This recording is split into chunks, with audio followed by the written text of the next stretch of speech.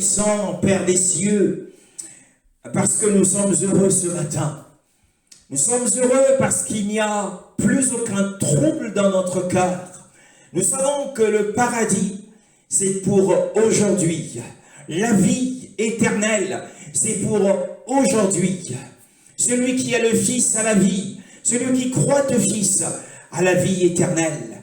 Et l'apôtre Jean a déclaré: mes petits-enfants, je vous écris ces choses afin que vous sachiez que vous avez la vie éternelle.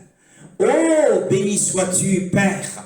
Nous sommes heureux de faire partie de la maison d'Élohim. Nous sommes heureux de faire partie de la famille d'Élohim, d'être appelés fils et filles d'Élohim. Nous sommes en route pour le paradis. Nous sommes en route, quel que soit ce qui nous atteindra, eh bien, nous voilà déjà dans le paradis. Alléluia, nous réjouissons et attendons avec espérance, eh bien, le jour de la résurrection d'entre les morts. Attendons la première résurrection et l'avènement glorieux de Yeshua, l'amoureux de notre cœur, celui pour qui sur la terre nous avons marché, nous avons cherché et nous avons couru et nous sommes allés à son rencontre comme des vierges sages, Seigneur. Et ce matin, oh, nous sommes heureux d'avoir été aimés par le Père, d'avoir été choisis d'entre les nations, d'avoir été lavés dans le sang de l'agneau. Et nous bénissons le Seigneur ce matin pour sa gloire. Heureux d'être enfant d'Élohim, heureux de lui rendre un culte qui lui soit agréable, heureux de le chanter, heureux de l'adorer, car il mérite en tout temps notre adoration, notre louange, notre prière, nos supplications. Béni soit le Seigneur, au nom de Yeshua. Amen. Béni sois-tu, Seigneur. Alors ce matin, nous ouvrons nos Bibles, toujours dans le livre de l'Évangile de Matthieu.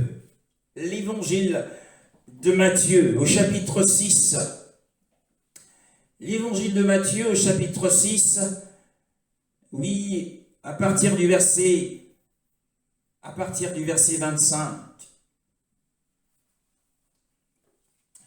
Nous lirons jusqu'au verset 27. Matthieu 6, 25 à 27. C'est pourquoi je vous dis, ne vous inquiétez pas de ce que vous mangerez et boirez pour vivre, ni de ce dont vous habillerez votre corps. La vie n'est-elle pas plus que la nourriture et le corps plus que le vêtement? Regardez les oiseaux du ciel, ils ne sèment et ne moissonnent pas, ils n'amassent rien dans les greniers. Votre Père céleste les nourrit. Ne valez-vous pas beaucoup plus qu'eux? Qui de vous, par ses inquiétudes, peut ajouter un instant à la durée de sa vie?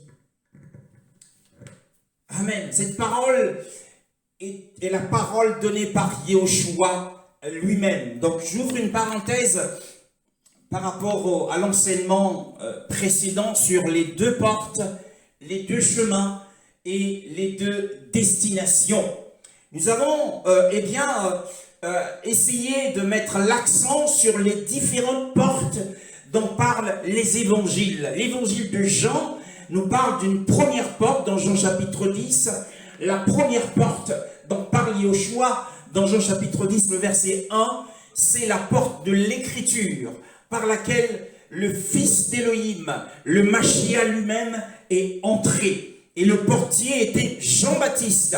Nous avons dit qu'il y avait, Yeshua a aussi déclaré en présence de ses disciples et des Juifs, mais qu'il est la porte des brebis. Et cette deuxième porte est la porte de la grâce, et la porte du salut, par laquelle, par le moyen de la foi, nous sommes entrés dans le bercail des sauvés. Nous sommes entrés dans la famille d'Élohim. Nous sommes entrés dans la bergerie du Mashiach par Yeshua pour avoir cru en lui. Et mais dans Matthieu chapitre 6, Yeshua nous parle d'une toute autre porte une troisième porte qui est la porte étroite. Et non seulement de la porte étroite, mais il y a une cinquième porte qui est la porte large. Et ces deux portes ont deux chemins qui diffèrent de l'un et de l'autre. Et nous avons dit que nous ne pouvons pas entrer par le chemin, en tout cas pas avant d'avoir franchi l'une des deux portes, bien sûr, et la destination, ou notre destination dépend de la porte que nous franchissons et du chemin sur lequel nous marchons. Et nous avons aussi mis l'accent sur le mot perdition. Et beaucoup d'enseignants ont pensé que cet enseignement du Seigneur portait sur le salut, mais ça ne porte pas sur le salut. La porte du salut, de la grâce, est mentionnée dans le livre de Jean au chapitre 10. Mais la porte étroite, c'est la porte de l'acceptation des enseignements du sermon sur la montagne. Si nous disons oui aux enseignements sur le sermon sur la montagne, avec sa rigueur, avec son sens strict, avec sa sévérité, eh bien, nous passerons par la porte étroite. Il y a beaucoup de choses à dire au sujet de la porte étroite, et si nous passons par la porte large, c'est la porte de l'aisance. Et cette porte nous entraînera au lieu que Yeshua a décrit comme étant la perdition. Mais en grec, le mot perdition a deux sens. A le sens de corruption et a le sens de destruction. Nous savons une chose, c'est qu'un croyant qui a cru en Yeshua Mashiach a reçu gratuitement la vie éternelle. Le don gratuit d'Élohim, c'est la vie éternelle. Et cette vie ne se perd jamais. L'éternité nous attend après les 1000 ans de règne du Mashiach sur la terre. Eh bien, nous jouirons d'une vie qui n'aura pas de fin. Une vie abondante, tout simplement parce que nous avons cru par le moyen de la foi, ce qui est un don d'Élohim et qui est une grâce exceptionnelle. Donc, le terme perdition dans différentes versions signifie tout simplement corruption. C'est le mot corruption qui est adapté à ce texte de la parole du Seigneur. Et ce texte de la parole, la corruption, tout simplement parce que la Bible dit que celui qui sème par la chair moissonnera de la chair la corruption. Et la corruption, c'est une doctrine énorme dans la parole du Seigneur. C'est la servitude de la corruption dont parle le Seigneur, notamment des croyants chrétiens qui auront marché dans la chair, qui ont semé tout au long de leur vie dans la chair. Ils récolteront de la corruption, c'est-à-dire que, eh bien, lors de la première résurrection, ils n'y participeront pas. C'est-à-dire que leur corps demeurera encore sous le pouvoir de la mort. Mais pour d'autres encore, Yeshua l'a dit, eh bien, puisque le mot grec signifie à la fois destruction, ils passeront par le feu. Car si ton œil est pour toi une occasion de chute, arrache-le. Vaut mieux pour toi entrer dans la vie, c'est-à-dire dans le royaume millénaire. La vie ici, son équivalent, c'est le royaume millénaire. Entrer dans le royaume millénaire borgne que d'avoir des deux yeux et d'être jeté dans le feu de l'enfer ou le feu de la géhenne. C'est-à-dire qu'il y aura des punitions pour certains croyants, pour certains disciples, pour un grand nombre d'ailleurs. Et ils seront punis le temps de la manifestation, le temps de la réalisation du royaume millénaire. Mais comme ils étaient sauvés à la base, comme le salut est un don gratuit qui ne dépend pas de notre obéissance, qui ne dépend pas de notre conduite, eh bien, ils seront réhabilités après ce temps pour entrer dans l'éternité. C'est pour cette raison qu'à la fin des 1000 ans, à la suite de la bataille de Gog et de Magog, il y aura un jugement dernier et apparaîtra le livre de vie, c'est-à-dire le livre du salut. Et donc ceux qui avaient été punis sévèrement, le serviteur qui avait connu la volonté du Seigneur, mais qui n'avait pas agi selon cette volonté et qui, pendant les 1000 ans, aura été battu d'un grand nombre de coups, devra entrer dans l'éternité parce qu'il a été sauvé uniquement par grâce. Mais le royaume millénaire, encore une fois, ne dépend pas de notre foi uniquement, mais le royaume millénaire dépend de notre justice pratique, de notre vie de sainteté, car il est écrit, sans la sainteté, il est impossible de voir le Seigneur.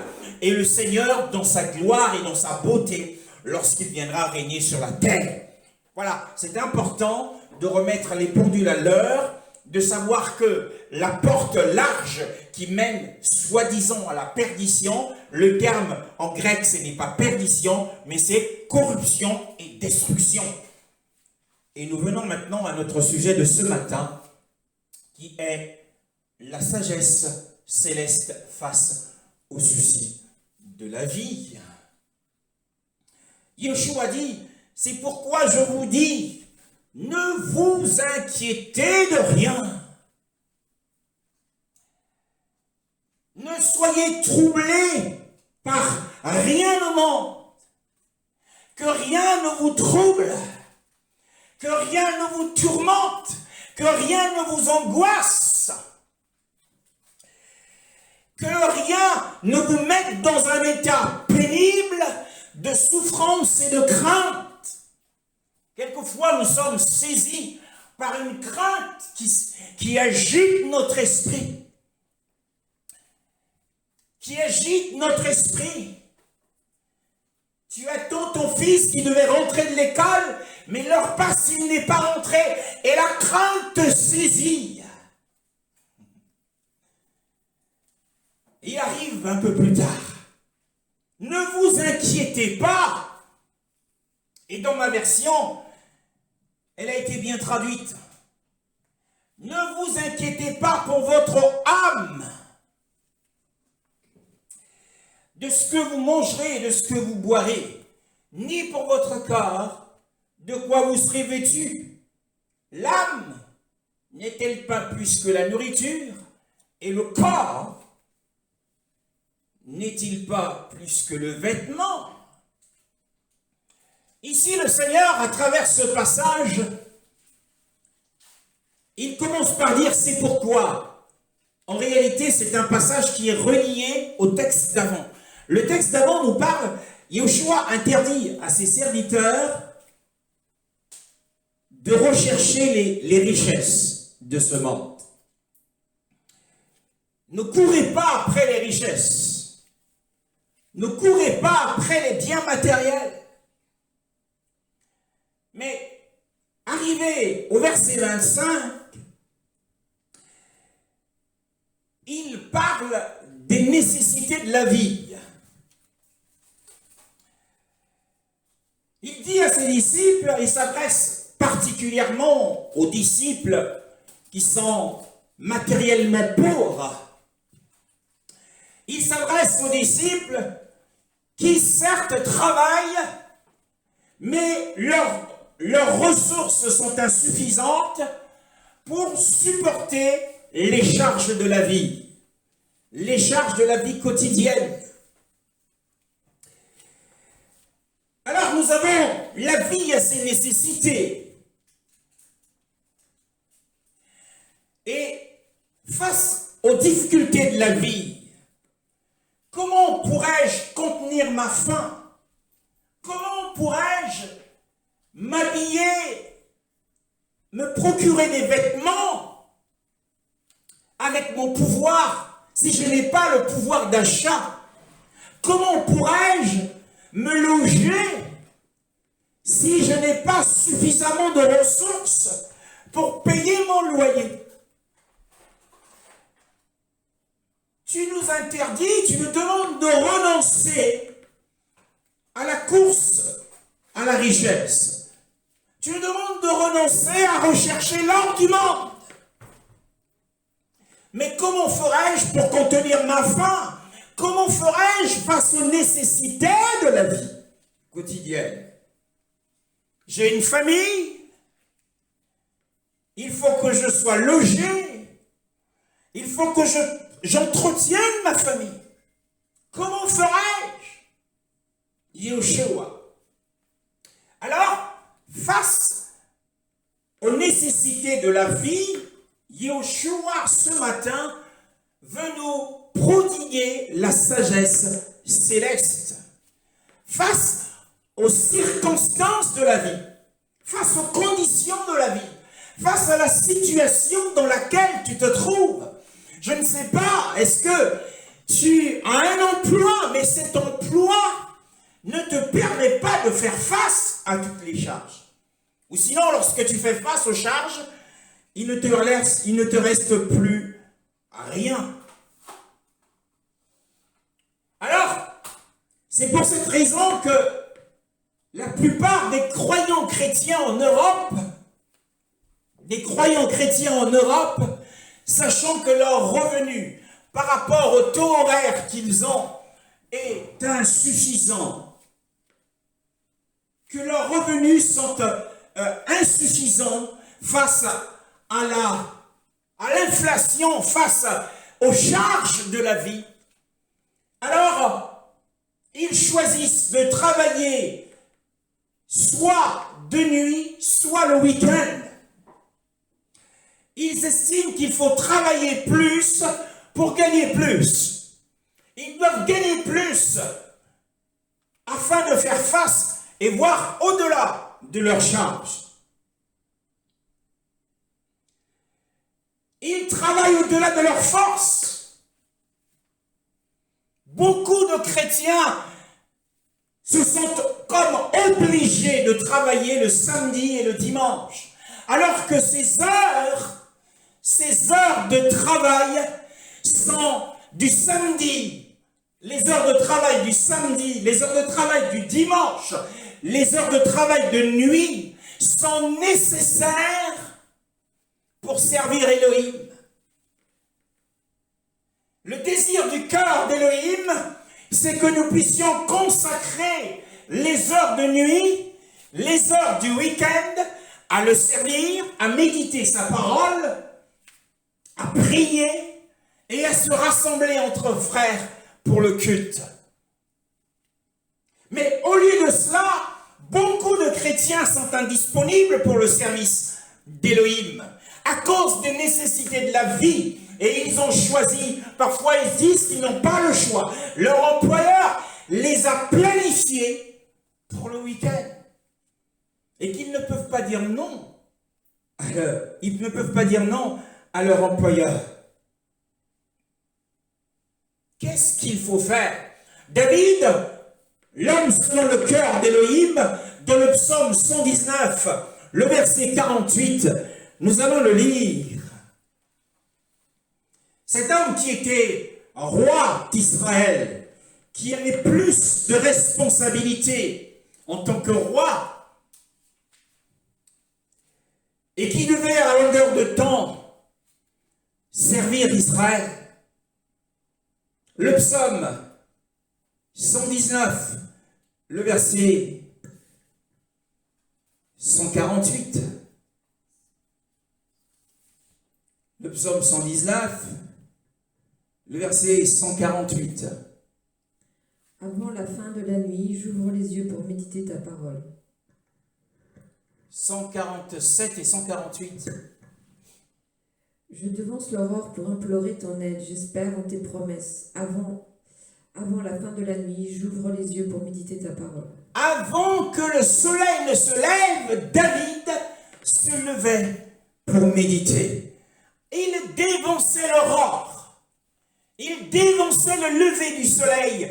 Et là, il criait au secours. Il priait. Et il était dans l'attente de recevoir une parole de connaissance de la part du Seigneur. Je m'attends à ta parole. Voilà, David avait consacré ses heures de la nuit à la méditation et à la prière. Et il savait que pendant le jour, les activités de la royauté ne lui permettraient pas de se consacrer à la prière. Et pour nous, nous pouvons travailler la semaine et consacrer le week-end pour servir notre Elohim, car il en est digne. Dans les circonstances dans lesquelles nous sommes, dans la circonstance dans laquelle je suis, dire à quelqu'un, je suis obligé de travailler de nuit, je suis obligé. Il y en a qui accumulent les emplois, alors que le Seigneur nous demande de ne pas courir après le gain. Si nous retournons à notre texte de Matthieu chapitre 6, le verset 25, et le Seigneur dit, c'est pourquoi je vous dis, ne vous inquiétez pas. L'inquiétude, qu'est-ce que c'est? C'est l'anxiété, c'est un état pénible qui parfois tourmente notre esprit au point de nous empêcher de trouver le sommeil. Beaucoup des chrétiens sont dans l'inquiétude. Ne vous inquiétez pas pour votre âme. Ici, le Seigneur parle de l'âme et le Seigneur parle du corps. Et dans Jean chapitre 4, lorsqu'il rencontre la femme samaritaine, il lui dit à la femme samaritaine, l'heure est venue, elle est déjà là, où les vrais adorateurs adoreront le Père en esprit et en vérité.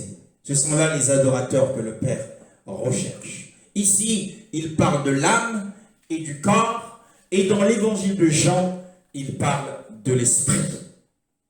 En somme, le Seigneur est en train de nous donner la composition de l'être humain. Il décrit l'être humain comme étant composé de 3 portions, comme étant composé de 3 parties, de l'esprit, de l'âme et du corps. 1 Thessaloniciens chapitre 5. 1 Thessaloniciens chapitre 5 et le verset 23.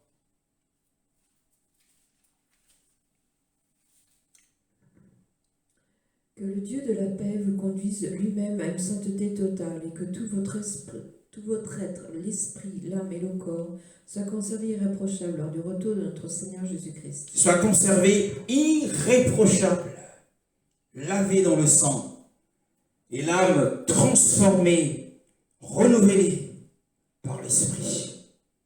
Et le corps gardé sans reproche, un corps saint, pas un corps abîmé, gribouillé, mais un corps saint. Dans Hébreux, le livre des Hébreux, au chapitre 4, le verset 12. Hébreux chapitre 4 et le verset 12. Qu'est-il écrit? En effet, la parole de Dieu est vivante et efficace, puis tranchante que toute épée à 2 tranchants, pénétrante jusqu'à séparer âme et esprit, jointure et moelle, et juge les sentiments et les pensées du cœur. Ensuite, le verset 13. Aucune créature n'est cachée devant lui, tout est nu et découvert aux yeux de celui à qui nous devons rendre compte. Aux yeux de celui à qui nous devons rendre compte. Et l'apôtre Paul commence le verset 12 en disant « Car la parole d'Élohim est vivante. » La parole d'Élohim est vivante, bien-aimés dans le Seigneur. Lorsque Yahweh a créé le monde, quand Elohim, Yahweh a créé le monde, eh bien, il a dit, faisons l'homme à notre image et selon notre ressemblance, et qui domine sur les poissons de la mer, qui domine sur les oiseaux du ciel, qui domine sur le bétail et sur tout ce qui rampe sur la terre. Dans Genèse chapitre 1, le verset 26, cela est écrit. Et l'homme, Adam, le premier homme, eh bien, quand il fut créé après toute la création, la Bible dit que Elohim, Yahweh, a envoyé toutes les créatures auprès d'Adam, afin qu'il voie comment l'homme les appellerait. Et nous comprenons que la parole d'Adam a a prédominé. La parole d'Adam a prévalu. Et il a imposé par sa parole un nom à toute créature que Yahweh Elohim avait envoyée en sa présence. Ainsi, nous avons cette action d'Adam à montrer, à exprimer l'intelligence d'Adam. Car la parole de l'homme véhicule son intelligence. Lorsque nous écoutons un homme, nous pouvons savoir à quel niveau d'intelligence il est, par sa façon de parler. Car la parole d'un homme véhicule son intelligence, son autorité et sa durée. Ainsi, Adam a imposé des noms à chaque créature. Les oiseaux du ciel, les poissons de la mer, et le bétail, et tout ce qui se rampe par la terre. Tous les noms d'animaux que nous connaissons ont été donnés par Adam. Adam ayant observé leur caractère et leur a donné des noms. Et cela montrait son intelligence, mais aussi l'ordre qu'il avait reçu de dominer. Mais la parole d'Élohim, la Bible dit que cette parole est comme Élohim lui-même, puisque cette parole est vivante. La parole d'Élohim est vivante, bien-aimée dans le Seigneur. Alors les hommes, les incrédules, les mécréants, méprisent la parole du Seigneur, critiquent la parole du Seigneur. Mais ceux qui sont inspirés de ce nombre sont Jérémie le prophète. Dans Jérémie chapitre 15, le verset 16, il dit « J'ai trouvé tes paroles et je les ai dévorées. » Pourquoi? Parce que ces paroles étaient des paroles vivantes. La parole d'Élohim est vivante. Et il y a un autre texte dans la parole du Seigneur, on lit des Actes des Apôtres. Nous lisons au sujet de ce qui est dit sur la loi de Moïse. Actes chapitre 7, le verset 38. Que dit la parole du Seigneur? Dans Actes chapitre 7, le verset 38.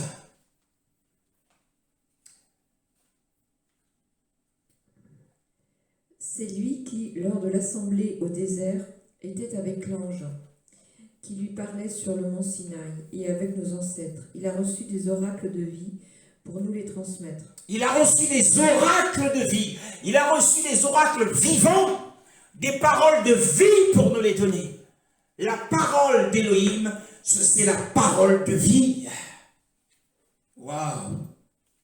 Et il y a pour le fils d'Élohim qui est Yeshua, la parole d'Élohim, c'est la voix du Père. Cette voix est incapable d'être brisée dans la moindre de ses parties. N'a-t-il pas dit dans Jean chapitre 5? Eh bien, Jean chapitre 10, je vais le lire, Jean chapitre 10. Cette parole ne sera jamais brisée dans aucune de ses parties. Jean chapitre 10, le verset 35. Tu peux être sûr que la promesse sur laquelle tu te lèves, même si rien ne se produit aujourd'hui, cette parole, dans aucune de ses parties, ne sera renversée. Jean chapitre 10, le verset 35. La Bible dit, si elle a appelé Elohim, ceux à qui la parole d'Elohim a été adressée, et l'écriture ne peut être renversée. L'écriture ne peut être anéantie parce que c'est une parole vivante et sa durée est éternelle. Alors pour Yeshua, la parole d'Élohim, c'est la voix du Père. Car dans Jean chapitre 14, il le dit, Jean chapitre 14, le verset 24, Jean chapitre 14, le verset 24, qu'est-il écrit? C'est la voix du Père. Qu'est-il écrit? Celui qui n'aime pas ne garde pas mes paroles, Et la parole que vous entendez ne vient pas de moi, mais du Père qui m'a envoyé. Oui, la parole que vous entendez. Il était en train de dire à ses disciples que la parole que vous entendez, qui est aujourd'hui écrite pour nous, cette parole, disait Yeshua à ses disciples, cette parole, c'est la voix du Père. Que dit la voix du Père? Alors considère la parole d'Élohim que tu as entre tes mains comme étant la voix du Père, comme Yeshua lui-même considérait la parole comme la voix du Père. Et qui peut résister à la voix du Père? Quelle est cette chose qui est attachée à toi et qui résiste à la voix du Père? Que dit la voix du Père? Proverbe chapitre 4, le verset 20 à 22. Proverbe chapitre 4, le verset 20 à 22. Mon fils, sois attentif à mes paroles, tends l'oreille à mes discours, qu'ils ne s'éloignent pas de tes yeux, garde-les au fond de ton cœur, car ils apportent la vie à ceux qui les trouvent, la guérison à tout leur corps. Oh, magnifique est le Seigneur, la voix du Père. Ici, le Saint-Esprit, à travers Shlomo, à travers son fils, Shlomo dit, mon fils, sois attentif à mes paroles. Frère, écoute la parole. Incline ton oreille à ma prédication. Et que ceci ne s'éloigne pas de tes yeux. Que l'écriture sainte ne s'éloigne pas de tes yeux, jour et nuit. Lève-toi la nuit et médite, susurre et murmure la parole.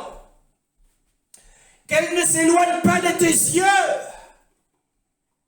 Heureux l'homme qui médite jour et nuit la parole. Garde-les au milieu de ton cœur, parce que dans le cœur, il y a les ressorts, les motifs de notre conduite. Et au verset 22, il dit, car ils sont vifs. C'est-à-dire que cette parole est vivante. Elle est vivante pour ceux qui les trouvent. Elle est vivante lorsque le matin tu l'ouvres et que tu médites. Il y a de la vivacité, il y a de la vie qui est véhiculée à travers la parole d'Élohim. Et que quand tu les trouves, que dit la Bible? Quel est le résultat? Quel est le bénéfice de la méditation de la parole? C'est qu'elle apporte la santé, elle apporte la guérison de ton corps. Quand ton corps est-il malade? Est-il atteint d'une maladie chronique? Alors, eh bien, trouve la parole. Car il y a de la vie dans cette parole. Ce sont des oracles vivants. C'est la voix du Père. Trouve cette parole. Jour et nuit, médite-la.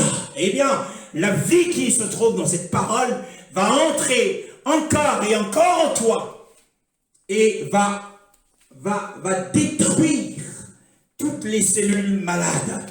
Car la maladie, ce sont les symptômes de la mort.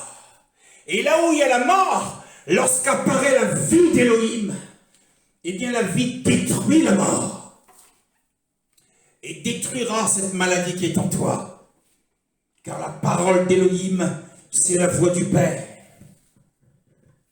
Retournons dans Hébreux, chapitre 4, et le verset 12. Hébreux, chapitre 4, le verset 12. Car la parole d'Élohim est vivante. Mais non seulement cela, Paul dit encore que cette parole est efficace. Elle est puissante. Qu'est-ce que cela signifie? Que signifie l'efficacité de la parole? Eh bien, l'efficacité de la parole, ou la puissance de la parole, cela signifie tout simplement qu'elle a un pouvoir. Cette parole a un pouvoir. Lorsque la parole dit que par tes meurtrissures, par ces meurtrissures, vous avez été guéris. Il y a derrière cette parole un pouvoir de commandement. Il y a derrière cette parole un pouvoir, une autorité, au-delà de tout nom qui puisse être nommé. Il y a de l'autorité suprême derrière la parole d'Élohim. Elle commande. Mais aussi, elle arrive à interdire. Il y a le pouvoir de commandement et le pouvoir d'interdiction. C'est cela l'efficacité de la parole. Elle commande. Souvenez-vous qu'il y a en Israël, dans le psaume qui est bien connu, le psaume 91, le psaume 91, le verset 21, il y a une parole de commandement. Le psaume 91, le verset 95, pardon. Le psaume 95, le verset 21.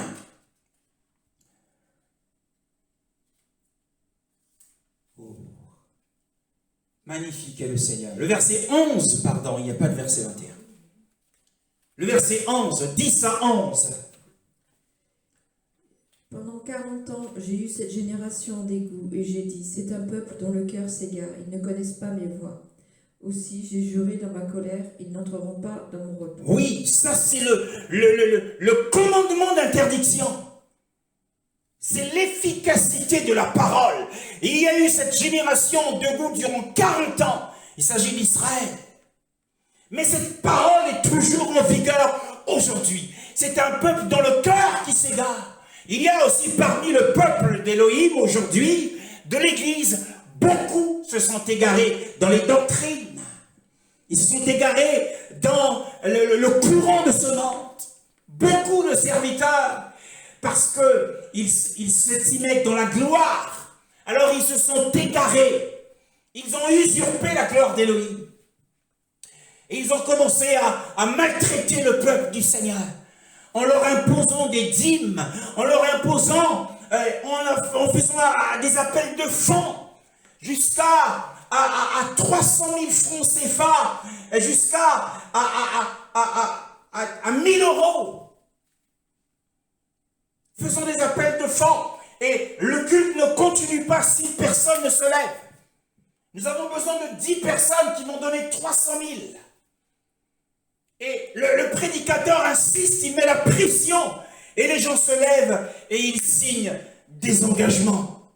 Beaucoup se sont égarés dans cette doctrine des finances.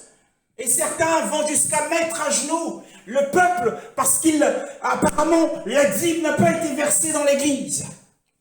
Mais le temps de la dîme est passé, mes frères. Nous ne sommes plus au temps de la loi de Moshe. Nous sommes au temps de la grâce. Et au temps de la grâce, l'apôtre des nations, qui est Paul, nous enjoint à donner, à faire des libéralités, à donner selon le désir de notre cœur. Car Elohim aime celui qui donne avec joie. Celui qui sème peu, moissonne peu. Mais celui qui sème abondamment, moissonnera abondamment. C'est la liberté que nous avons en Mashiach. Nous ne sommes plus soumis à la loi. Parce que en Mashiach, ce n'est pas les 10% qui appartiennent à Elohim, mais c'est tout ton salaire qui appartient à Elohim. Tout ce que tu as appartient à Yahushua, car il a payé le prix pour toi. Et tu ne lui donneras pas une dîme. Non, tu lui demandes ce qu'il faut que tu fasses avec ton salaire. Il va t'orienter vers les chrétiens qui sont sans ressources.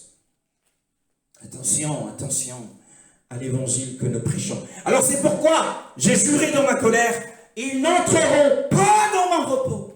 Alors c'est une parole de commandement et une parole d'interdiction qui est toujours en vigueur.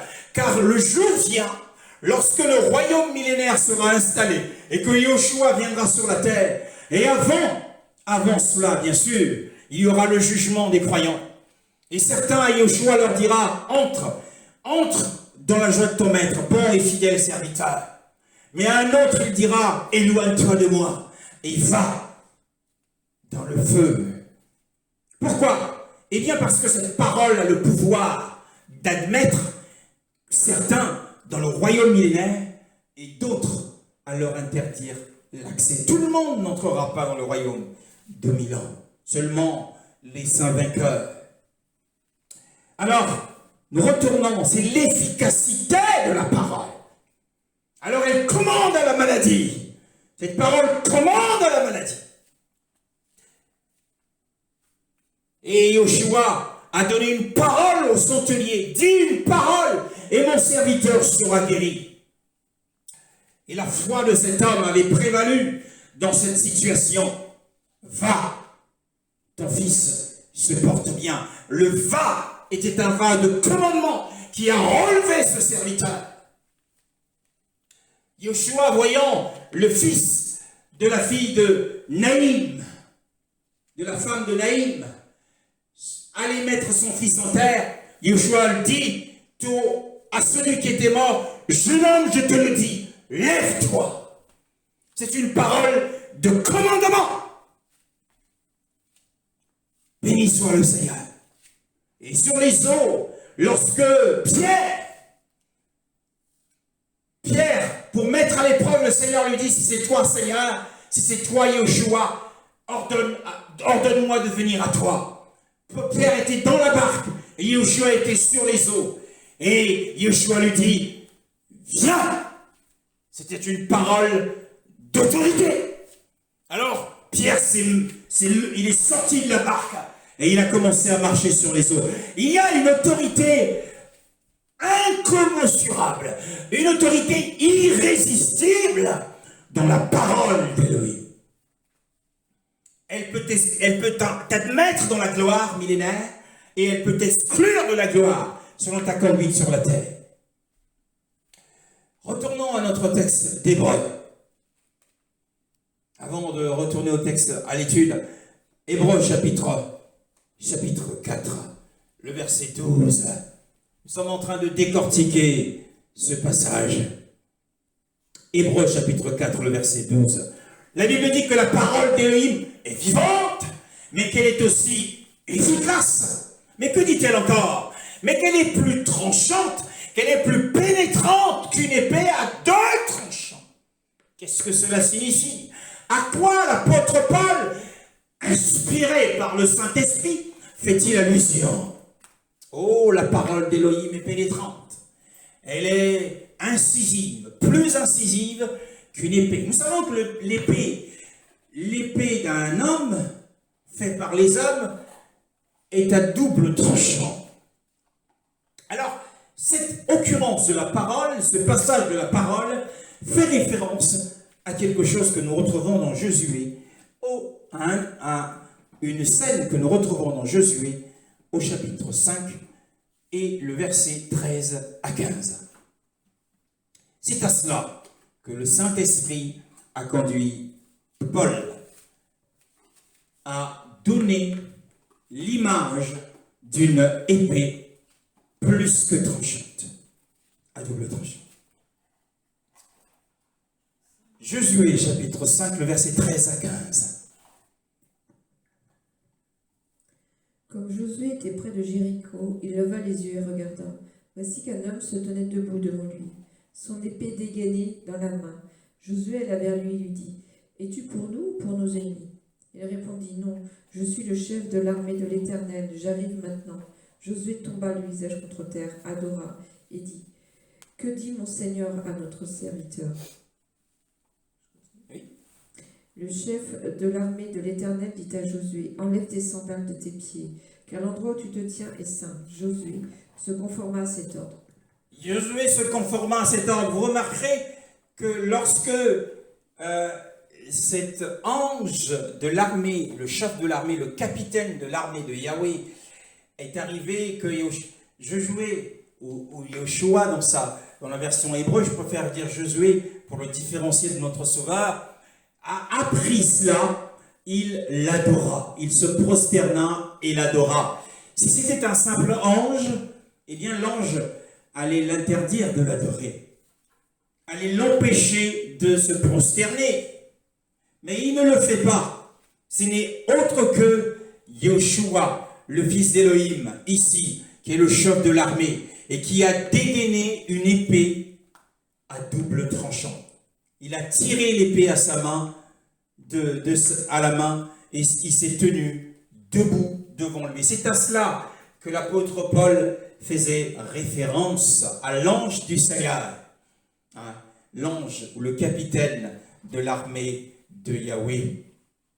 Et à cette époque, il portait le nom de Michaël. Michaël, le chef de l'armée. Alors, en tant que capitaine de l'armée du Seigneur, donc l'épée de l'homme, lorsque l'épée de l'homme transperce son ennemi, et cette épée est capable de trancher la chair et de trancher les os.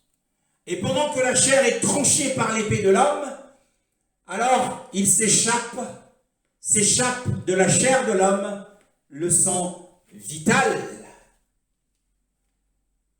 Et ainsi, de manière à séparer le corps de l'âme, car l'âme de l'homme est dans son sang.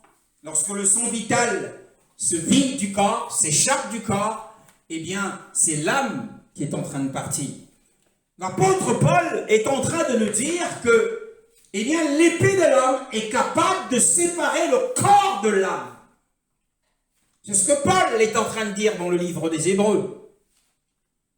Mais l'épée du chef de l'armée du Seigneur, l'épée du capitaine de l'armée du Seigneur, qui est ici, à quoi Paul fait allusion ici, est plus pénétrante. Elle est plus pénétrante parce qu'elle est capable, cette épée, à la fois de toucher la conscience d'un homme. Et ce souverain sacrificateur Siméon dit à Marie, et toi-même une épée transpercera ton âme afin que les pensées de beaucoup de cœurs soient dévoilées. Dans l'âme, il y a la conscience. L'âme de Marie fut transpercée. C'était l'épée de la souffrance. Lors de la passion du Seigneur, et beaucoup de pensées de cœur furent révélées. On a vu qui étaient réellement les Juifs. Leur méchanceté a été dévoilée. Et le Seigneur dit ici que cette épée est tellement pénétrante qu'elle va toucher la conscience d'un homme, au point d'accuser l'homme et de convaincre l'homme du péché. Cette parole est pénétrante, elle va faire la distinction dans la conscience de l'homme de ce qui est vrai et de ce qui est faux. Elle est capable dans sa nature plus qu'incisive, plus que tranchante, elle est capable de rompre, comme nous l'avons lu, perçant jusqu'à la division de l'âme et de l'esprit. Elle est capable de rompre le lien entre l'âme et l'esprit. L'âme et l'esprit, ce sont ces deux portions de l'âme, ces deux parties de l'âme que la main d'Élohim a si étroitement liées. L'esprit et l'âme sont étroitement liés par la main puissante d'Élohim, en sorte que lorsque l'âme quitte le corps, l'esprit l'accompagne. Lorsque l'âme quitte le corps, au temps de la mort, eh bien, lorsque on utilise l'ophtalmoscope, lorsqu'un médecin, après le décès, utilise l'ophtalmoscope, eh bien, il regarde la cornée de l'œil, il voit qu'il n'y a plus de vaisseau sanguin, et il voit que sa pupille s'est dilatée. Alors, il constate que la mort est survenue. C'est-à-dire que l'âme a quitté le corps. Lorsque l'âme quitte le corps, l'esprit l'accompagne. Et lorsque, par la puissance du Seigneur, à la voix du Fils d'Élohim, l'esprit est ordonné de retourner dans le corps, alors l'âme suit également l'esprit. Donc la main d'Élohim, la main puissante d'Élohim, a fortement et étroitement lié l'esprit et l'âme. Et l'âme de l'homme est le siège de ses tendances, de ses instincts et des passions. Et ce sont les mêmes passions que possèdent les animaux. Nous avons en commun avec les animaux les mêmes passions. Oui. Nous avons en commun les mêmes instincts. Et l'esprit de l'homme, nous allons en parler. L'esprit de l'homme est la partie la plus profonde et la portion la plus profonde de l'être avec laquelle nous servons Elohim. Nous le servons dans notre esprit, pas dans notre âme. La Bible dit, celui qui est un avec le Seigneur est un seul esprit avec lui. Mais par contre, il est dit de l'homme et de la femme, l'homme quittera son père et sa mère et s'attachera à sa femme et il deviendra une seule chair, une seule âme. On dit dans le monde âme sœur, une seule âme. Donc, avec un être humain opposé, tu formes une seule âme. Mais avec le Seigneur, tu formes un seul esprit. Donc la partie la plus profonde avec laquelle nous servons notre Elohim, c'est notre esprit. Car ce sont ceux qui l'adorent en esprit et en vérité qui sont les vrais adorateurs. Et Paul dit d'ailleurs, l'Elohim que je sers dans mon esprit, dans le livre de Romains chapitre 1, que je sers dans mon esprit. Alors, jusqu'à la division de l'âme et de l'esprit. Donc cette parole qui est une épée plus incisive, elle sépare ce que la main puissante d'Elohim avait étroitement joint. Elle est capable de le faire, en sorte que notre âme peut rester dans notre corps pendant la nuit, et le Seigneur peut se servir de notre esprit pour nous faire vivre une expérience dans le monde de l'esprit. Telle fut mon expérience en 1993, alors que je priais dans la nuit. Je priais dans la nuit. Et j'avais à peine 20 ans. Je priais dans la nuit. C'était un temps que j'avais consacré au Seigneur. Et soudain, je me suis assoupi. Et j'ai entendu le bruit comme d'un réacteur d'avion. Un bruit puissant et un vent puissant entrait dans ma chambre. Et ce vent puissant m'a saisi, m'a compressé. Et la partie profonde de mon être, mon esprit, est sortie de moi. Avec le bruit du réacteur, comme le réacteur d'un Boeing. Et sorti de moi. Et j'ai vu que j'étais vêtu de robe blanche. Et l'esprit m'a porté vers les cieux. Je ne suis pas entré dans les cieux, mais j'ai vu un ciel rempli de lumière et d'étoiles qui brillaient. Et de là, j'entendais le son d'une mélodie merveilleuse. C'était la prédiction des noces de l'agneau. Et que le Seigneur nous appelait à participer aux noces de l'agneau dès ma conversion. Béni soit le Seigneur. C'est une gloire éphémère, la gloire, parce que le ciel que j'ai vu fut revêtu de lumière, de gloire.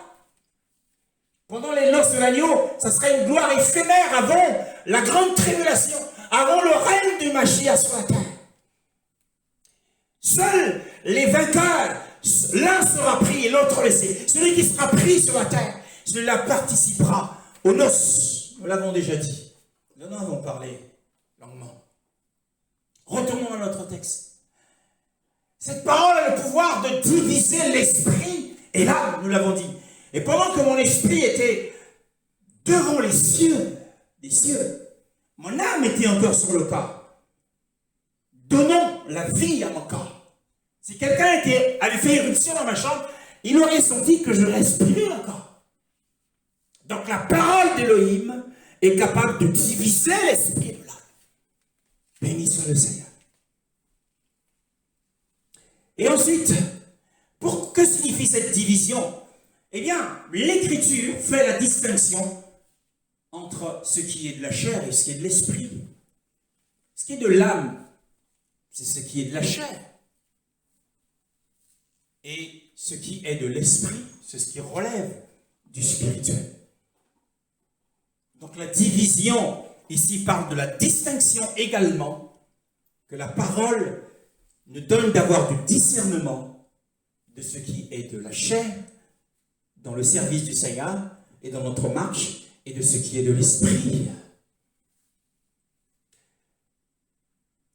Cette parole a le pouvoir non seulement de toucher les jointures sont les articulations des os, mais aussi de pénétrer à l'intérieur des os, dans lequel se trouve la moelle. Et la moelle ici représente l'esprit, puisque c'est la partie profonde. Bien aimé, la parole d'Élohim, c'est l'épée de l'esprit. Et l'épée de la chair peut faire tant des choses. L'épée de la chair peut trancher la chair, peut trancher les os. L'épée de la chair peut laisser échapper le sang vital, peut rompre le lien entre le corps et l'âme. Mais jamais elle ne peut rompre le lien entre l'esprit et l'âme. Cela relève de la parole d'Élohim. Et encore une fois, elle dit, elle juge les pensées et les intentions du cœur. Cette parole atteint les ressorts d'une conduite, d'un comportement, d'une attitude. Une telle conduite, mais le Seigneur est capable, comme il dit, il ne recevait le témoignage d'aucun homme, car il savait ce qui était dans l'homme. Les ressorts, le motif, la cause. Il connaît les intentions d'une action. Il atteint, cette parole qui est une épée, atteint les affections et la volonté dans son tréfonds. Ensuite, elle dit, ce qui est curieux dans ce passage, c'est que le verset 12, il parle de la parole d'Élohim. Et on a une transition brusque. Le verset 12, et aucune créature n'est cachée devant lui. En fait, Paul parle, il passe de la description de la parole d'Élohim à Élohim lui-même. Il en parle comme ayant des yeux et voyant toutes choses. Et qu'il est celui à qui nous aurons affaire, celui à qui nous devons rendre des comptes. Le matin, je m'habille et j'apparais devant ma famille, j'apparais dans la société, j'apparais au travail. Les vêtements que nous portons nous cachent nos membres à la vue de nos semblables. Même si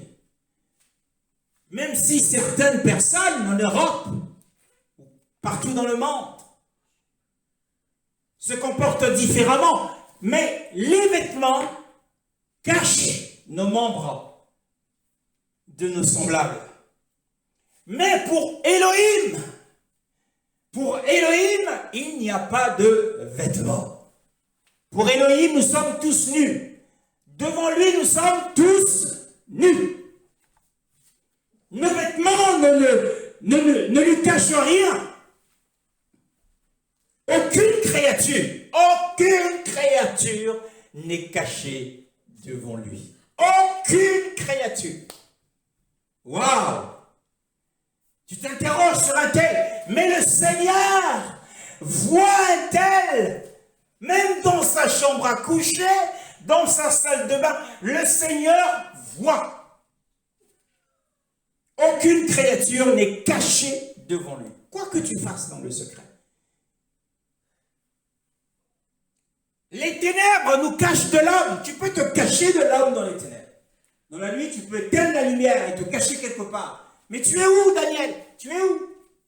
Ah, il s'est caché. Tu ne le vois pas. Mais les ténèbres, eh bien, ne sont que lumière pour le Seigneur. Et en tant qu'Élohim, il jugera les pensées. Il jugera les paroles. Tout ce que l'on dit. Et il jugera toutes nos actions. Bien-aimés dans le Seigneur.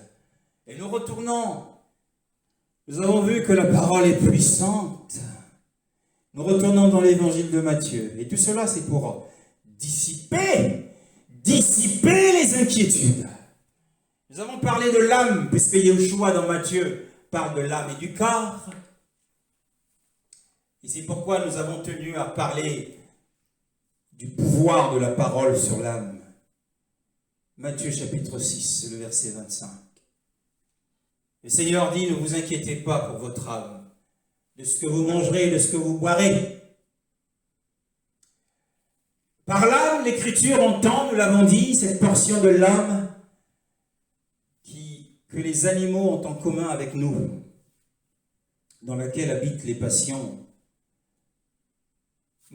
Un animal mangera et boira, l'homme mangera et boira. Un animal se reproduira, l'homme se reproduira. Genèse chapitre 1, le verset 20. Genèse chapitre 1, le verset 20.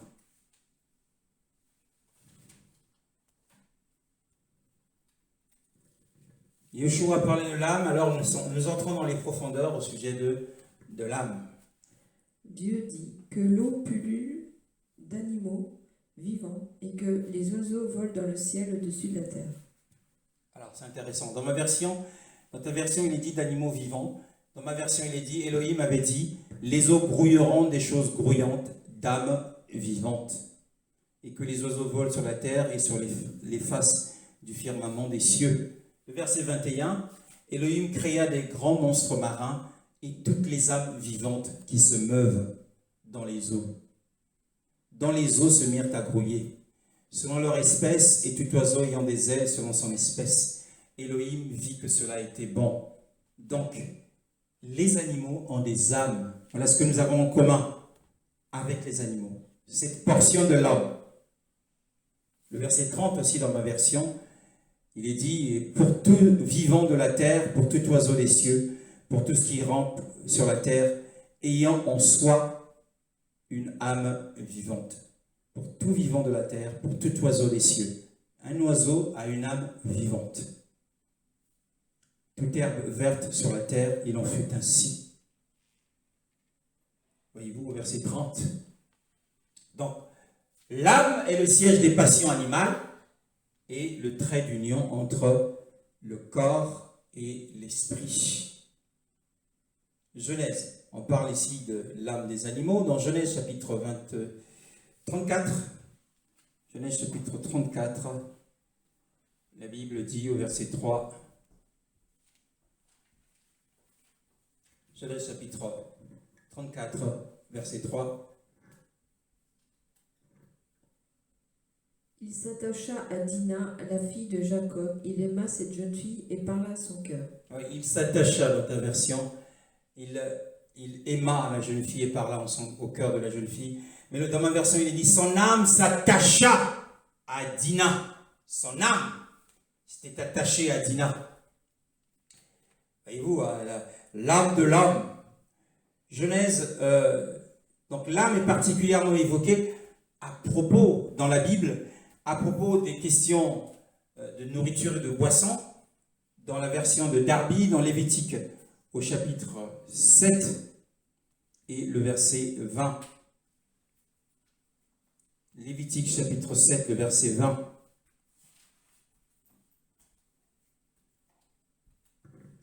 Mais si quelqu'un, alors qu'il se trouve en état d'impureté, mange de la viande du sacrifice de communion qui appartient à l'Éternel, il sera exclu de son peuple. Dans la version de Darby, il est écrit « Et l'âme qui, ayant sur soi son impureté, mangera de la chair du sacrifice de prospérité qui appartient à l'Éternel, cette âme-là sera retranchée de ses peuples. » Et dans Lévitique 11, il est dit la même chose. Je vais lire dans ma version pour plus de clarté. Faites en fonction de la version. Luc chapitre 11, la Bible dit, verset 43, rapidement, la Bible dit « Ne rendez pas vos âmes abominables pour toutes ces choses grouillantes qui grouillent, et ne vous rendez pas impurs par elles, et ne vous suyez pas par elles. » Le verset 46, « Telle est la Torah concernant les animaux, les oiseaux, toute âme vivante qui rampe dans les eaux et toute âme vivante qui grouille sur la terre. » Donc l'homme a l'âme, et quand il mange, eh bien, ici la Bible décrit cela comme son âme. Dans Nombre chapitre 21, ce serait aussi intéressant de connaître ta version. Dans Nombre chapitre 21, le verset 4 à 5. Nombre chapitre 21, le verset 4 à 5.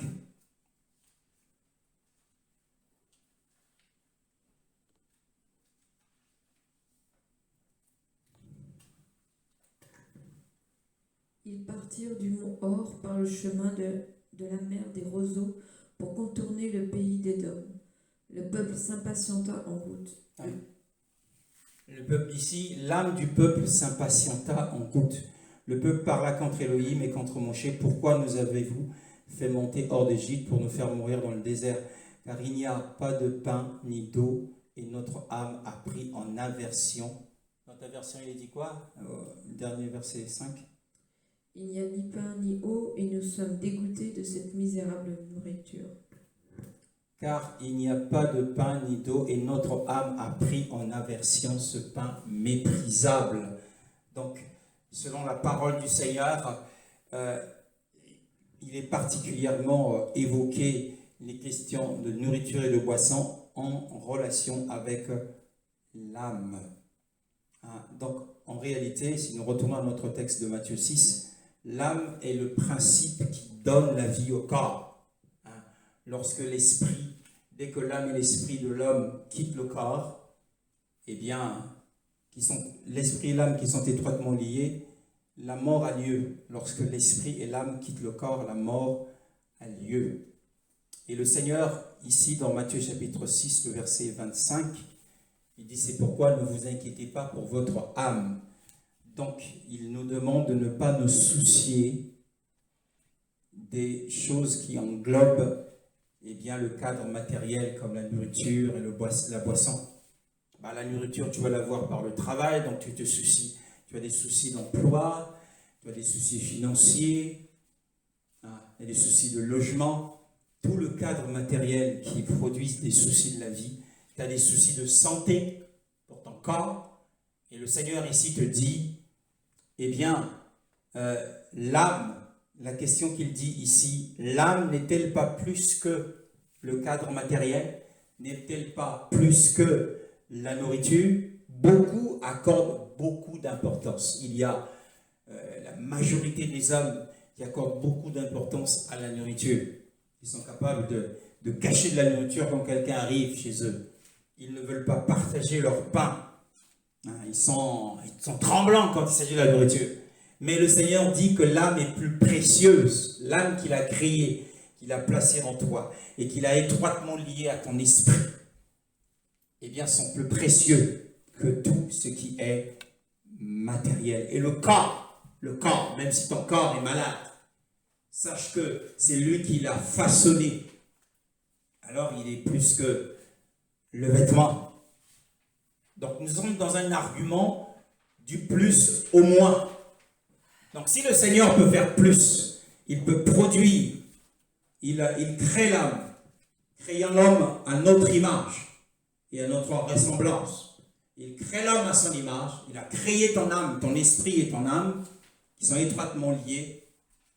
N'est-il pas capable alors de pourvoir à tes besoins matériels? Lui qui a façonné avec le limon de la terre, il a façonné le corps humain. Il connaît la complexité de ce corps. Il connaît tous les systèmes de ce corps, toutes les articulations. Il a les noms de chaque veine qui traverse ton corps. Il connaît le nombre des cellules de ton corps. Il connaît chacun de tes cheveux, le nombre de tes cheveux. N'est-il pas capable, lui qui a façonné ton corps, n'est-il pas capable de prendre soin de ton corps? N'est-il pas capable, d'enlever cette maladie de peau qu'il y a sur toi? Le corps, à ses yeux, est plus précieux que l'apparence. Beaucoup sont dans l'apparence. Celui qui a donné le plus, c'est-à-dire l'âme, ne donnera pas-il ce qui est moins? Puisque c'est le principe du plus au moins. L'âme n'est-elle pas plus que la nourriture? Le corps n'est-il pas plus que le vêtement? Alors celui qui fait le plus, qui a créé le plus, ne peut-il pas enlever la maladie qui est sur toi? Si, il le peut. Il a le pouvoir de le faire. Si le Seigneur te donne un cheval, sera-t-il incapable de pourvoir à une botte de foin pour nourrir ton cheval? Ainsi, il nous emmène dans sa sagesse à observer les oiseaux du ciel. Regardez les oiseaux du ciel, car ils ne sèment, ni ne moissonnent, ni ne recueillent dans des greniers, dans les magasins. Et cependant, votre Père Céleste les nourrit. Quel était le fond de la pensée du Seigneur à propos des oiseaux? Dans quelle saison parle-t-il ici? Il est plus facile pour un oiseau, pendant les jours de printemps et d'été, de pouvoir se nourrir facilement, parce que le sol est dégagé. Il y trouvera une graine par-ci, il y trouvera un grain par-là. Il ira dans une fleur. Mais l'hiver, Yeshua fait allusion à l'hiver. Pendant l'hiver, les feuilles des arbres tombent, les hommes, ils cueillent leurs fruits, les ramassent et les mettent dans les magasins. Et le sol, la plupart du temps, est recouvert de gel ou de neige. Alors, comment feront les oiseaux du ciel s'il n'y a ni les feuilles, si le sol est recouvert de neige ou de gel? Alors, eux qui n'ont pas le pouvoir, comme l'homme, de semer, l'homme sème en été, il fait sa récolte du blé, du maïs, et il les met dans sa grange. Mais l'oiseau du ciel, pendant l'hiver, comment fera-t-il pour se nourrir et être en bonne santé? La Bible nous donne cette sagesse pour nous donner la foi. Si Elohim est capable de nourrir en hiver, dans le cours d'un hiver rigoureux, et de prendre soin de la santé des oiseaux du ciel, ces créatures qui sont de loin inférieures à nous dans l'échelle de la création, qui sont en dessous de nous, s'il prend soin, il les garde en bonne santé. Il est très difficile en hiver de tomber sur un oiseau qui est mort. C'est très difficile. Et le Seigneur a dit, aucun d'eux ne tombe si ce n'est dans sa volonté. S'il prend soin des oiseaux, ne prendra-t-il pas soin de ton corps? Toi qui es lié à lui, il est tellement attentif au bien-être des oiseaux en hiver. En été encore ça va, c'est plus facile. Mais en hiver c'est difficile. Ils n'ont rien. Les habitants sont chez eux. Ils ne laissent rien traîner dehors. Mais en été, il y a toujours des graines quelque part. Les oiseaux qui ont nourri Élie le Tishbite, c'était en été. Ils sont allés le Seigneur les a dirigés dans une des maisons où traînait de la viande. Et ils ont pris de la viande pour nourrir Élie. Bien-aimé dans le Seigneur. Si le Seigneur en hiver est capable de nourrir ainsi les oiseaux, mais vraiment les oiseaux sont en bonne santé. Ils ne sont pas malades. Ils ne meurent pas de faim ou de soif. Si le Seigneur peut être attentif, si son cœur peut être attentif au bien-être des oiseaux, mais à combien plus forte raison son cœur sera plus qu'attentif à tes problèmes de santé aujourd'hui? Qui plus est, tu es lié à lui en tant que fille et lui en tant que Père Céleste. C'est à cela que Yeshua est en train de nous révéler ici. Eh bien, il est en train de nous révéler la personne d'Élohim. Il fait intervenir Élohim. Il veut disperser notre inquiétude. Nous sommes inquiets parce que notre peau est rongée par la maladie. Parce que notre intérieur aussi est rongé par la maladie. As-tu des problèmes de reins?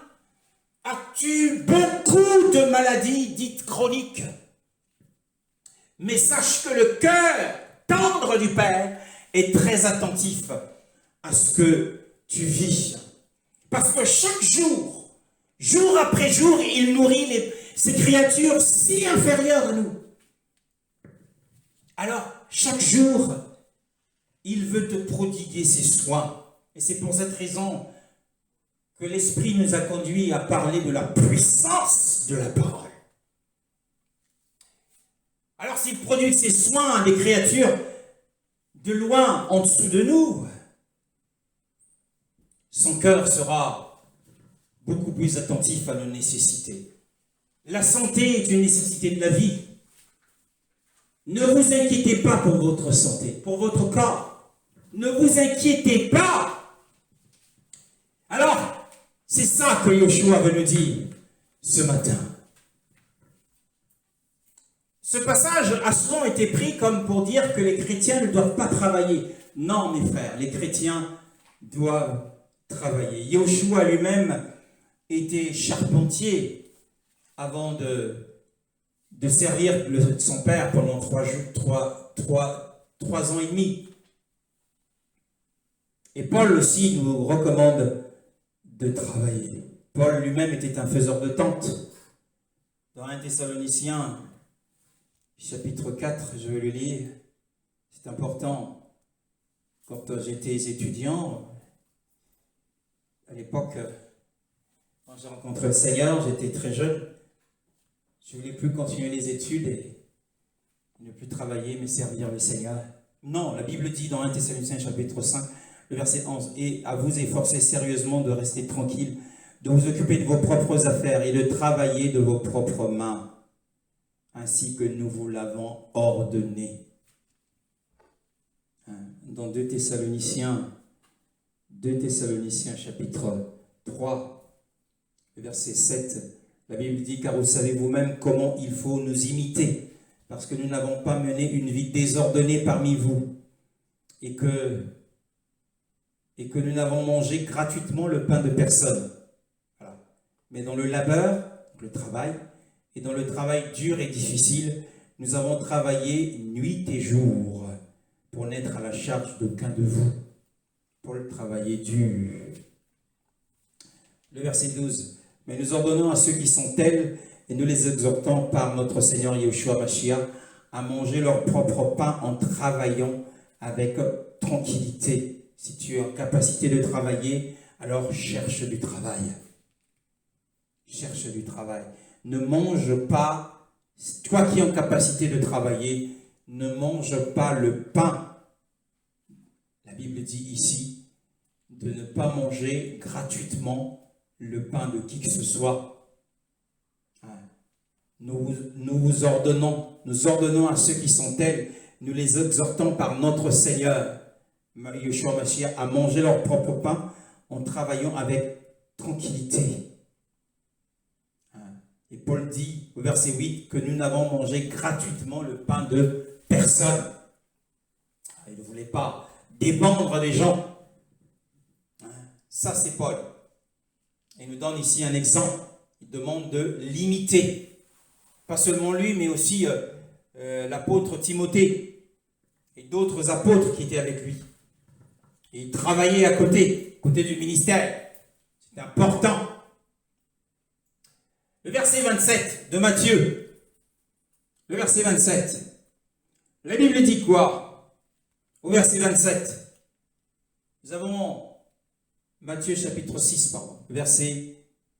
Nous avons couvert le verset 26 sur les oiseaux du ciel. N'êtes-vous pas beaucoup plus excellents qu'eux? Nous avons vu ce que c'est. Comment est-ce que le Seigneur nourrit ces oiseaux en hiver?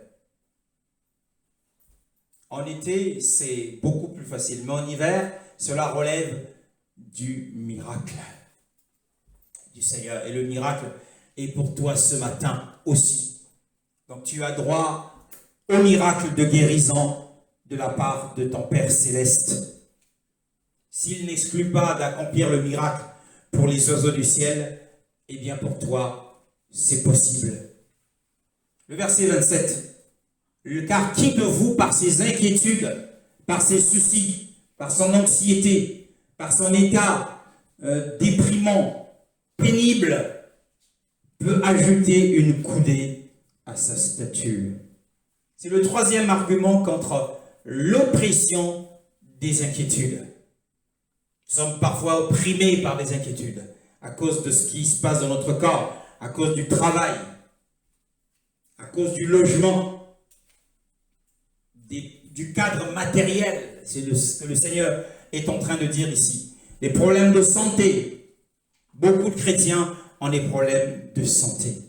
Ils ont l'impression que le Père ne les entend pas. Mais sachez que le Père est plus attentif à notre cri qu'au cri des oiseaux. Bien-aimés. Donc un troisième argument ici est donné par notre Sauveur. Un argument de sagesse. Et qui de vous, par ses inquiétudes, peut ajouter? Dans ta version, il est dit une durée à sa vie. Mais en fait, l'expression, le mot coudée, en grec, a deux sens. Le premier sens, c'est la stature, la taille. Et le deuxième sens, c'est la durée de la vie. Maintenant, c'est à nous, dans le contexte de cette parole, de déterminer quel est le sens. Est-ce que c'était la stature? BJC a dit stature. Dans ta version que tu as lu tout à l'heure, on a parlé de la durée de la vie. Alors, quel est, selon le contexte de cette parole, quelle est quelle décision, quel est le sens que nous décidons de prendre ici? Alors, en réalité, c'est la stature. On va vous expliquer pourquoi. Cela signifie stature et non durée de la vie. Luc chapitre 2, le verset 52. L'évangile de Luc, au chapitre 2, le verset 52. La Bible dit. Que dit la parole dans Luc chapitre 2, le verset 52?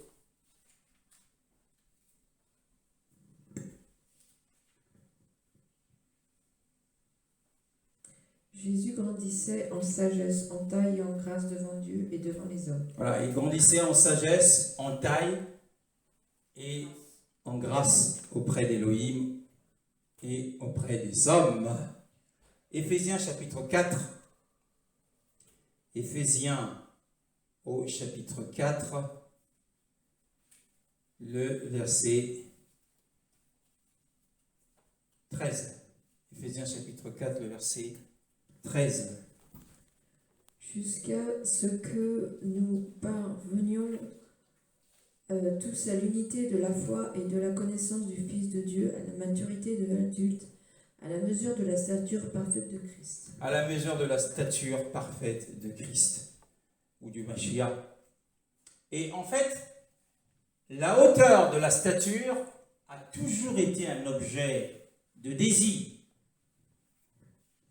pour beaucoup d'hommes sur la terre. Ainsi, dans l'évangile de Luc au chapitre 19,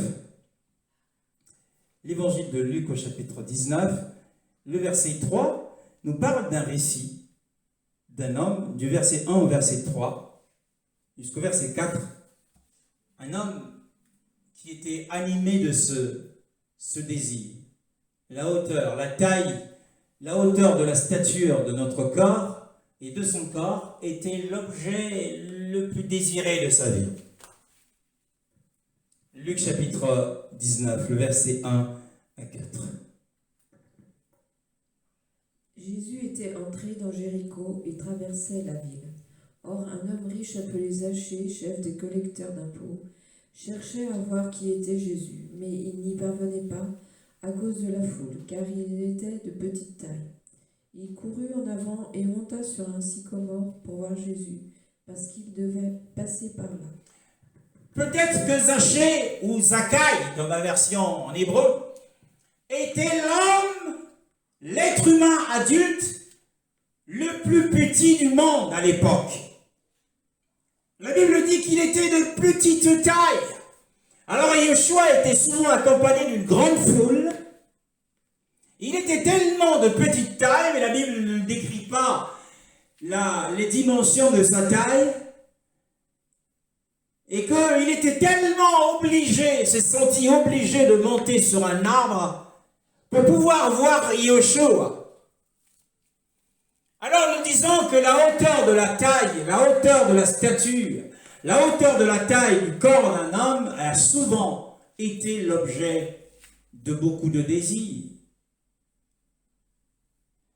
Cet homme aurait souhaité être grand pour voir Yahushua. Mais comme il était de petite taille, alors il s'est senti obligé de monter sur un arbre. Vous vous rendez compte? Que tout le monde faisait écran et l'empêchait de voir Yahushua. Il était tellement petit. Il aurait pu, peut-être était-il l'être humain adulte le plus petit du monde. Et il y a quelques années, et cet homme est décédé, l'être humain adulte le plus petit du monde, c'est Chantra. Chantra Bayadur Dondi, ce Népalais, qui ne mesurait que 54 cm. Et il pesait 12 kilos. Il était l'homme le plus petit du monde. Mais quel était l'objet de son désir? L'objet de son désir, c'était d'être grand. Alors comme il était largement en dessous, et grandement, profondément en dessous de la taille commune, et qu'il a fait l'objet, il était devenu une star.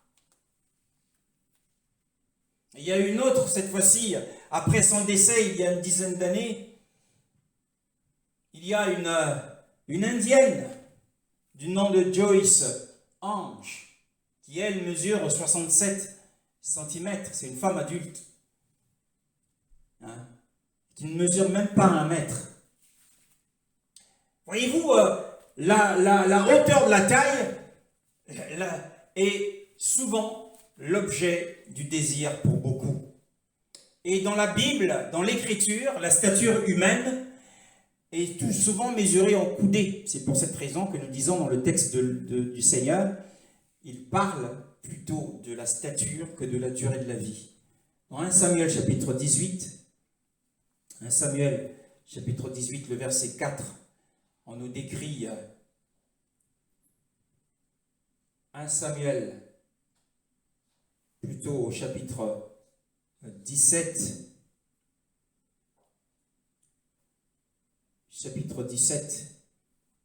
on nous décrit un homme du nom de Goliath.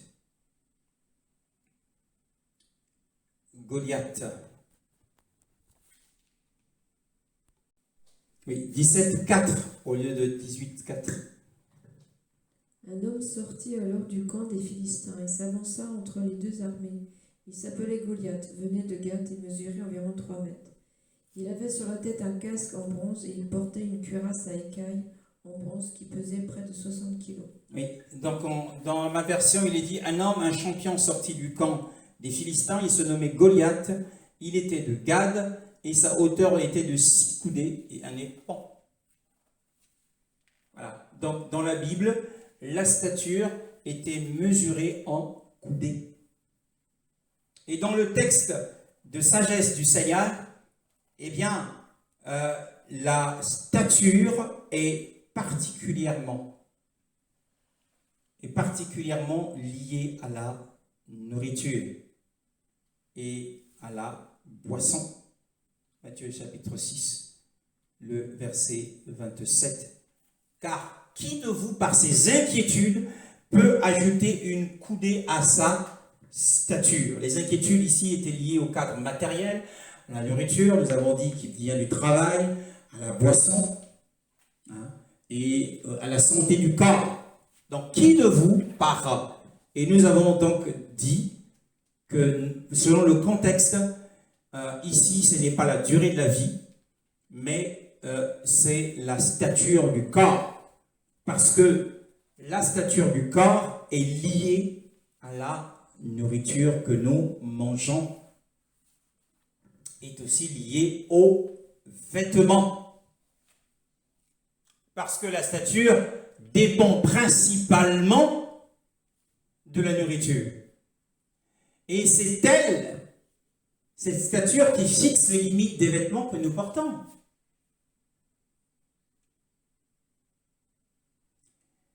Alors, si mon épouse me demande d'aller faire quelques achats pour mon fils Daniel de 9 ans, et sans doute les consignes qu'elle me donnera, c'est prends soin de lui acheter des vêtements de l'âge de 12 ans ou de 14 ans.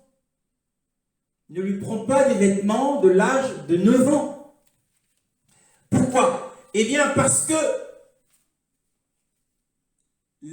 son âge ne déterminera pas, ne fixera pas la limite de ses vêtements, mais c'est sa taille qui fixe la limite de ses vêtements. Donc l'âge, c'est la durée de vie,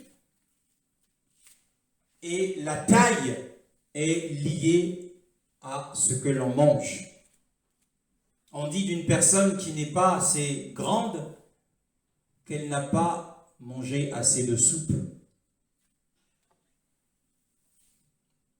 Donc, ici, Yoshua dit nos inquiétudes ne peuvent pas nous emmener à grandir plus. Nos inquiétudes. Telle est ma stature, telle est ma taille, telle est la taille des vêtements que je peux acheter, la quantité des vêtements que je peux acheter. La hauteur de ma taille, même si c'est l'objet du désir de beaucoup, elle est par-dessus tout fixée par le Seigneur. C'est Elohim lui-même qui fixe la taille d'un homme. Un tel, quand il grandira, il atteindra 1m80. Un autre, il n'atteindra qu'1m70. Un autre, 1m65. Et ce point est fixé par Elohim lui-même. Et la croissance d'un enfant passe tellement inaperçu, c'est quelque chose qui se poursuit sans qu'on le sache. Sans qu'on ne sache comment. On s'étonne parfois, tiens, il a grandi. On ne le sait pas. Donc, aucune inquiétude ne nous élèvera. C'est ce que le Seigneur veut nous dire. Aucune inquiétude ne nous élèvera. Alors, l'inquiétude, l'anxiété, le souci de la vie, tout cela est inutile. C'est un fardeau sans profit. Cela ne te profite en rien d'être dans l'anxiété à cause de tes problèmes de santé. Cela ne te profite en rien, eh bien, si tu as des problèmes au niveau du travail, et de te dire, je pourrais être licencié. Non. Celui qui pourvoit à tous les besoins pourvoira aussi à tous tes besoins. Alors, s'il nourrit les oiseaux du ciel qui ne sèment ni ne moissonnent, le Seigneur veut simplement nous dire que nous devons croire à la connaissance. Nous avons vu tout à l'heure que le Seigneur, aucune créature n'est cachée devant lui. Toutes choses sont à découverte devant lui. Donc il a la connaissance de tout, il est au courant de tout. As-tu un problème de travail? Le Seigneur connaît quel est l'employeur qu'il te faut, quelle est l'entreprise qu'il te faut. Donc il a la connaissance de tout ce qui se passe sur la terre, de tout ce qui se passe sur l'univers. Alors repose-toi sur sa connaissance. Il connaît tous les hommes. Es-tu sans provision? Peut-être que tu ne travailles pas, tu es au service du Seigneur, tu ne travailles pas. Mais le Seigneur a la connaissance de tous les hommes et lui seul sait d'où viendra ta provision. Il touchera son serviteur en France. Il dit envoie ceci à tel serviteur. Il y en a qui ne travaillent pas, qui sont sans emploi. Il a la connaissance parfaite, mais il a aussi une puissance infinie. Et il est d'une bonté qui est inépuisable. Alors fais confiance en sa puissance, la puissance de sa parole, comme nous l'avons dit tout à l'heure. Fais confiance en sa connaissance. sait toutes choses à l'avance. Il connaît tous les hommes. Il connaît tes employeurs. Il connaît tes professeurs. Fais confiance au Seigneur. Et il est bon. Alors ton cœur sera en paix. Le Seigneur veut dissiper nos inquiétudes. L'inquiétude, les soucis de la vie, c'est un fardeau sans profit. C'est un état pénible qui pèse sur toi. Et cela ne te profite de rien. Cela ne t'emmènera pas à grandir davantage. Les problèmes de Zachée ne l'ont pas emmené à grandir, même si l'objet de son désir, c'était d'être aussi grand que tous les hommes, parce qu'il était au-dessus de la taille commune. La hauteur de notre corps est un point fixé par Elohim. Le désir d'être ne sera pas changé à cause de nos inquiétudes. Un géant, un homme grand, mais c'est aussi un handicap d'être très grand. Il souhaiterait être moins grand. Bénissons le Seigneur ce matin pour sa parole. Alors, pour dissiper nos inquiétudes, nous devons non pas regarder à ce qui nous fait mal. Voilà pourquoi nous sommes dans le doute et dans les soucis.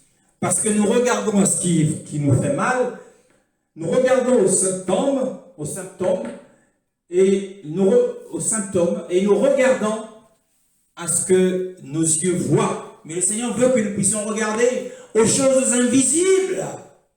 Car les choses visibles sont passagères et les invisibles sont éternelles. La parole d'Élohim est puissante. Elle a un pouvoir d'autorité.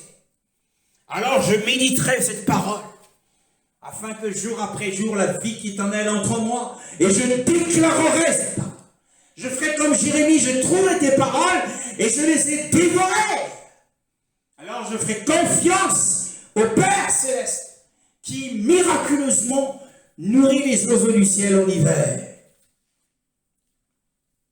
Alors que toutes les feuilles des arbres sont tombées, les fruits sont ramassés, et que le sol est recouvert de neige. Mais ils sont nourris, ils ne sont jamais malades.